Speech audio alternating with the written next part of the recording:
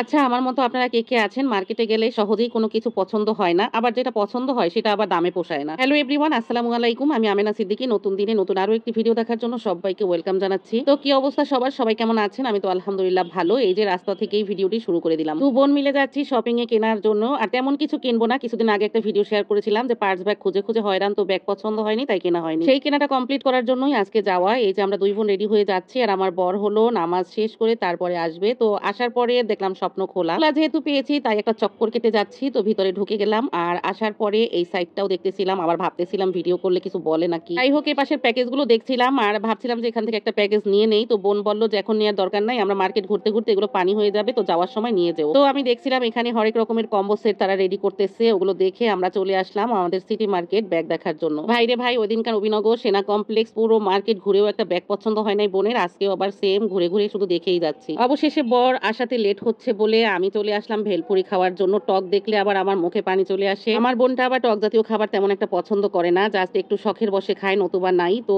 ও ধরে রাখছে আর আমি হলো খাচ্ছি, ও একটুও খায়নি। ভেলপুরি খাওয়া শেষ করে বোন চলে আসলো টাকা তোলার জন্য। তো এখানে নেটওয়ার্ক এতই সমস্যা হচ্ছিল যে বোন তার কাঙ্ক্ষিত টাকা পাচ্ছিল না। এখানে আমরা অনেকটা সময় দাঁড়িয়েছিলাম তবুও পারেনি। যাই হোক, কিছুটা তুলতে পেরেছে। তারপর চলে আসলাম সেই ব্যাগের দোকানে। এই ব্যাগের দোকানটা কিন্তু কিছুক্ষণ আগে আমরা দেখে গেছি। এখন বর চলে এসেছে বলে আবারও রিটার্ন সেই দোকানেই ব্যাগ করেছি। এখানের এই ব্যাগটা আমার কাছে ভালো লেগেছে, প্রথম ব্যাগটা, তো ওটাই আমার বর নিয়ে নিয়েছে। ওটার দামটা অনেকটা বেশি ছিল বলে বোন আর ওই ব্যাগটা নেয়নি, অন্য একটা নিয়ে নিচ্ছে। তারপরে ঘড়ির দোকানে সেই ঘড়িটা পছন্দ হয়ে গেছে। তারপরে লোকটা এতটাই দাম বললো যে আমি তো অবাক। পরে অন্য অন্য অনেক দোকান ঘুরলাম, ওই ঘড়িটা আর পাইলাম না। যাই হোক, পরে একদিন নেবো ইনশাআল্লাহ। তারপরে নিউ মার্কেটের সামনের ফুটপাথ থেকে কিছু নাইটি নিয়ে নিলাম আমি আর বোনু। তারপরে আসলাম সেই শপ নিয়ে আমার প্যাকেজটা নেওয়ার জন্য। তারপরে লাভান কিনলাম, এটা খেয়ে নিলাম। আর দুপুর থেকে কিন্তু এখন পর্যন্ত না খেয়ে রয়েছে। বাসা থেকে না খেয়েই বের হয়েছিলাম। আর যেতে যেতে এই যে দেখতেই পাচ্ছেন একদম সন্ধ্যা হয়ে গেছে। তো কি আর করার, অনেকটা সময় কাটিয়ে দিয়েছি। আরো টুকটাক কিছু কাজ ছিল, সব তো আর ভিডিও করিনি। তারপরে বোন আমি বাসায় চলে আসলাম আর আমার বর হলো বিরিয়ানি কিনে দিয়েছে যাতে বাসায় এসে ঝটপট খেতে পারি। রান্নার জন্য কিছু প্রসেস করে রেখেছিলাম, তো সেই সমস্ত রান্না তো আর করতে পারি। বাসায় এসে ফ্রেশ হয়ে সেই সমস্ত জিনিস ফ্রিজে ঢুকিয়ে রেখেছি।